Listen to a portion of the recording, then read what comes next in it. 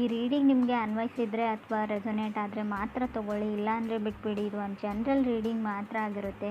ಕಾರ್ಡ್ಸ್ನ shuffle ಮಾಡಿದಾಗ ನನಗೆ first card 8 of pentacles ಬಂದಿದೆ.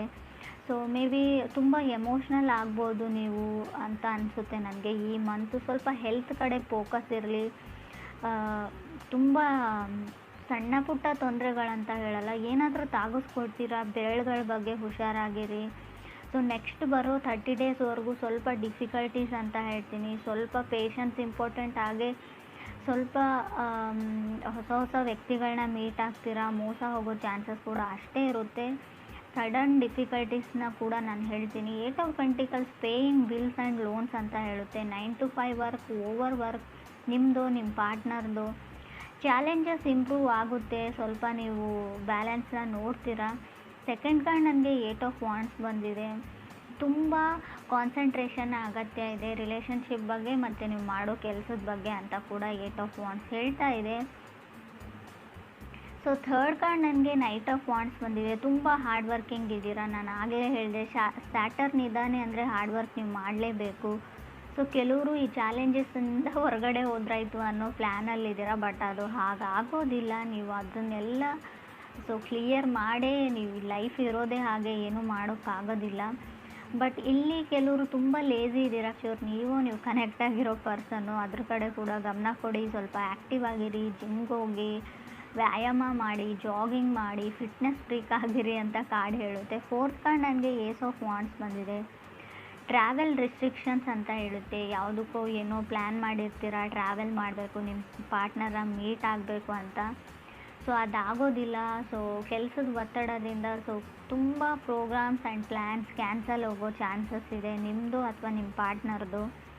ಫಿಫ್ತ್ ಕಾರ್ಡ್ ನನಗೆ 7 ಆಫ್ ಸಾರ್ಡ್ಸ್ ಬಂದಿದೆ. ಇಲ್ಯೂಷನ್ಸ್ ಅಂತ ಹೇಳುತ್ತೆ. 7 ಆಫ್ ಸಾರ್ಡ್ಸ್ ಕೆಲವೊಮ್ಮೆ ಭ್ರಮೆಯಲ್ಲಿರೋದನ್ನು ರೀಪ್ರೆಸೆಂಟ್ ಮಾಡುತ್ತೆ. ನೀವು ಭ್ರಮೆಯಲ್ಲಿದ್ದೀರೋ, ನಿಮ್ಮ ಪಾರ್ಟ್ನರ್ ಭ್ರಮೆಯಲ್ಲಿದ್ದಾರೋ, ತುಂಬ ಸುಳ್ಳುಗಳನ್ನ ಹೇಳ್ತೀರಾ. ಅಗತ್ಯ ಇಲ್ಲದೆ ಇದ್ದರೂ ಕೂಡ ನೀವು ತುಂಬ ಸುಳ್ಳನ್ನ ಹೇಳ್ತಿರೋ, ಅಥವಾ ನಿಮ್ಮ ಪಾರ್ಟ್ನರ್ ತುಂಬ ಸುಳ್ಳುಗಳನ್ನ ಹೇಳ್ತಾರೋ.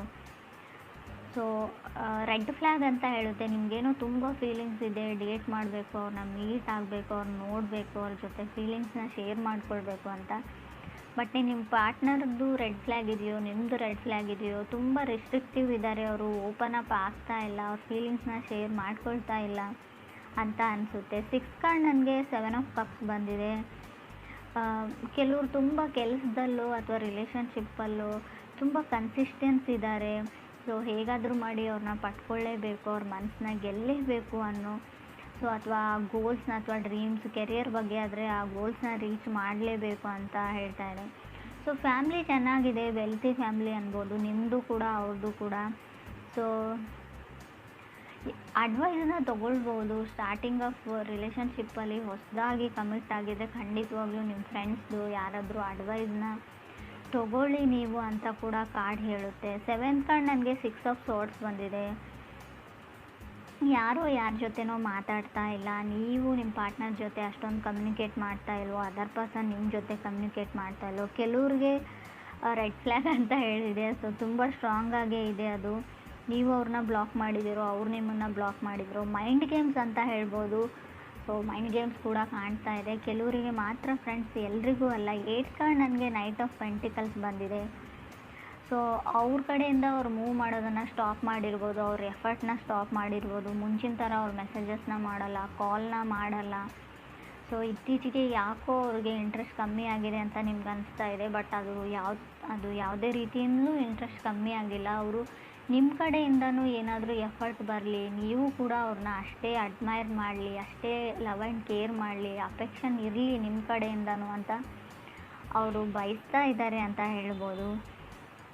9th ಕಾರ್ಡ್ ನನಗೆ ಸ್ಟಾರ್ ಕಾರ್ಡ್ ಬಂದಿದೆ. ಲರ್ನಿಂಗ್ ಕರ್ವಲ್ಲಿ ಇದ್ದೀರಾ ರೈಟ್ ನಾವು, ನೀವು ಅಥವಾ ಅವ್ರಿಗೂ. ಸ್ಟಾರ್ ಕಾರ್ಡ್ ಇರೋದ್ರಿಂದ ಹೋಪ್ ಇದೆ, ನಂಬಿಕೆ ಇದೆ ನಿಮ್ಮ ಮೇಲೆ, ಅವ್ರ ಮೇಲೆ ನಿಮಗೆ. ಸೊ ಚೇಂಜಸ್ ಇನ್ ರಿಲೇಷನ್ಶಿಪ್ ಅಂತ ಹೇಳುತ್ತೆ ಸ್ಟಾರ್ ಕಾರ್ಡ್ ಕೂಡ.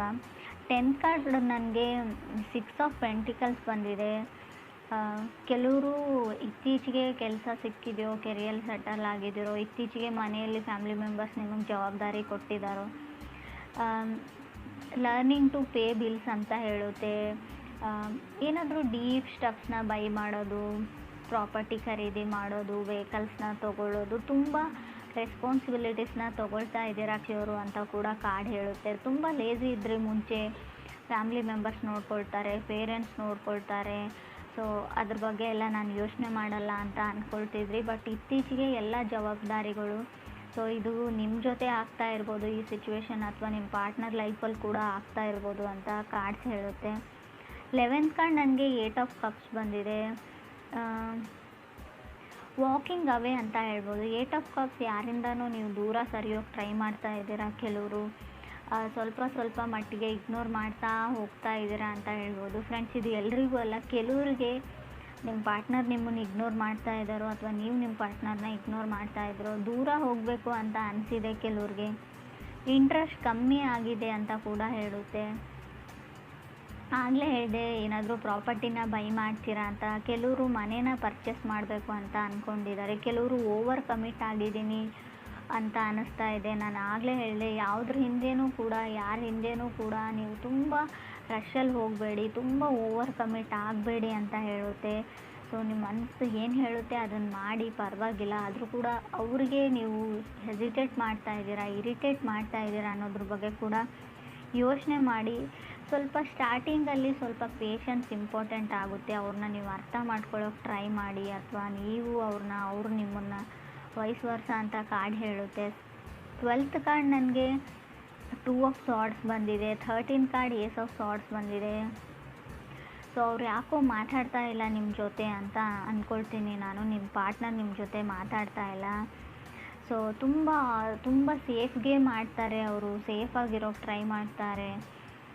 ಮೇ ಬಿ ಕೆಲವ್ರಿಗೆ ತುಂಬ ಟಾಕ್ಸಿಕ್ ರಿಲೇಷನ್ಶಿಪ್ಪಲ್ಲಿ ಇದ್ರಿ, ನಿಮ್ಮ ಫ್ಯಾಮಿಲಿ ಮೆಂಬರ್ಸ್ ನಿಮ್ಮನ್ನು ಸೇವ್ ಮಾಡಿದರು, ಆ ವ್ಯಕ್ತಿ ಸರಿಯಿಲ್ಲ ಅಂತ ಹೇಳಿದರು, ಅದಾದಮೇಲೆ ನೀವು ಹೊರಗಡೆ ಬಂದ್ರಿ.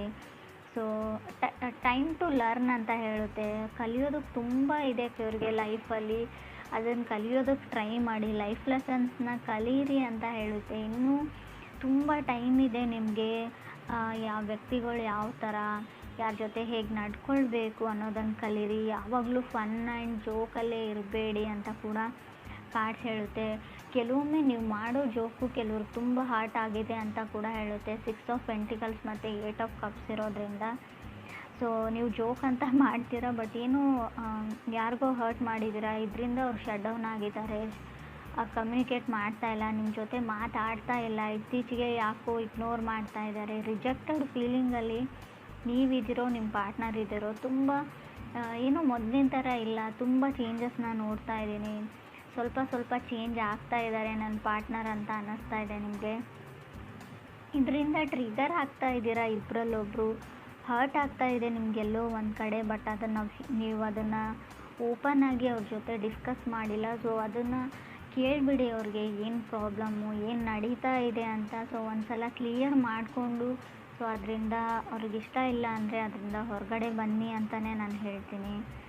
ಸೊ ಬೀಯಿಂಗ್ ಹ್ಯಾಪಿ ಅಂತ ಅನಿಸುತ್ತೆ, ಖುಷಿಯಾಗಿದ್ದೀರಾ. ಬಟ್ ಚಾಲೆಂಜಸ್ ಸ್ವಲ್ಪ ಜಾಸ್ತಿ ಇದೆ ಫೆಬ್ರವರಿಯಲ್ಲಿ ಕಟಕ್ ರಾಶಿಯವ್ರಿಗೆ. ಚಾಲೆಂಜಸ್ ಅಂದರೆ ತುಂಬ ಕಷ್ಟಗಳು ಬರ್ತವೆ ಅಂತ ಅಲ್ಲ, ಸ್ವಲ್ಪ ಬ್ಯುಸಿಯಾಗಿರ್ತೀರ, ತುಂಬ ಕೆಲಸಗಳಿರ್ತವೆ, ಓಡಾಟ ಇರುತ್ತೆ, ಶಾಪಿಂಗ್ ಇರುತ್ತೆ, ಪರ್ಚೇಸ್ ಇರುತ್ತೆ, ಕೆಲವು ಜವಾಬ್ದಾರಿಗಳಿರುತ್ತೆ, ಪೂಜೆ ಇರುತ್ತೆ. ಸೊ ಮನೆಗೆ ನೆಂಟರು ಬರ್ಬೋದು, ತುಂಬ ಅಂದರೆ ತುಂಬ ಟ್ರಾವೆಲಿಂಗ್ ಕೂಡ ಇರುತ್ತೆ. ಆಲ್ರೆಡಿ ಕೆಲವರು ಟ್ರಾವೆಲಿಂಗ್ನ ಮುಗಿಸ್ಕೊಂಡು ಬಂದಿರ್ಬೋದು. ಕೆಲವ್ರಿಗೆ ಬಹಳ ಬೇಗ ಈ ಡಿಫಿಕಲ್ಟೀಸ್ ಎಂಡ್ ಆಗುತ್ತೆ, ಕೆಲವ್ರಿಗೆ ಮಂತ್ ಕೊನೆಯಲ್ಲಿ ಕೂಡ ಎಂಡ್ ಆಗ್ಬೋದು ಡಿಫಿಕಲ್ಟೀಸ್. ಬಟ್ ಯೋಚನೆ ಮಾಡೋ ಅಗತ್ಯ ಇಲ್ಲ, ಸ್ವಲ್ಪ ಹೆಲ್ತ್ ಕಡೆ ಜಾಸ್ತಿನ ಗಮನ ಕೊಡಿ ನೀವು ಅಂತ ಹೇಳ್ಬೋದು. ಸಡನ್ನಾಗಿ ಕೋಲ್ಡ್ ಆಗ್ಬೋದು, ಸಡನ್ನಾಗಿ ವೆದರ್ ಚೇಂಜ್ ಆಗೋದ್ರಿಂದ, ಟ್ರಾವೆಲ್ ಮಾಡಿ ಬೇರೆ ಊರು ಅಥವಾ ಸಿಟಿಗೆ ಹೋಗೋದ್ರಿಂದ ಸಡನ್ ಹೆಲ್ತ್ ಇಶ್ಯೂಸ್ ಬರ್ಬೋದು. ನಡೆಯುವಾಗಲೂ ಅಥವಾ ಶೂಸ್ ಅಥವಾ ಏನಾದರೂ ಇದ್ರೂ ಕೂಡ ಸ್ವಲ್ಪ ಚೆನ್ನಾಗಿರೋ ಶೂಸ್ನ ಹಾಕ್ಕೊಂಡಿರಿ ಅಂತ ನಾನು ಹೇಳ್ತೀನಿ. ಬೆರಳುಗಳ ಬಗ್ಗೆ ಸ್ವಲ್ಪ ಕೇರ್ಫುಲ್ ಆಗಿರಿ. ಕೊನೆಯದಾಗಿ ಹೇಳೋದಾದ್ರೂ ನಾನು ಅದನ್ನೇ ಹೇಳ್ತೀನಿ.